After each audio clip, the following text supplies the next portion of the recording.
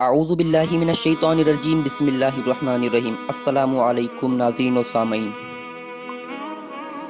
روزہ دار کے منہ کی بو مشک سے برتر ہے۔ حضور صلی اللہ علیہ وسلم ارشاد فرماتے ہیں کہ ماہ رمضان میں میری امت کو 5 چیزیں دی گئی جو اس سے پہلے کسی امت کو نہیں دی گئی۔ روزہ دار کے منہ کی بو اللہ کے ہاں مشک سے زیادہ عمدہ ہے۔ ان کے افطار تک فرشتے ان کے لیے بخشش طلب کرتے ہیں۔ اس ماہ میں سرکش شیطان قید کر دیے جاتے ہیں۔ اللہ تعالیٰ ہر دن جنت کو سنوارتا ہے اور ارشاد فرماتا ہے کہ عنقریب میرے نیک بندے اس میں داخل ہوں گے، ان سے تکلیف اور اذیت دور کر دی جائیں گی، اور اس مہینے کی آخری رات میں انہیں بخشا جاتا ہے۔ عرض کیا گیا، یا رسول اللہ، کیا اس سے مراد لیلۃ القدر ہے؟ آپ نے فرمایا، نہیں، لیکن کام کرنے والا کام پورا کر کے اپنا اجر پاتا ہے۔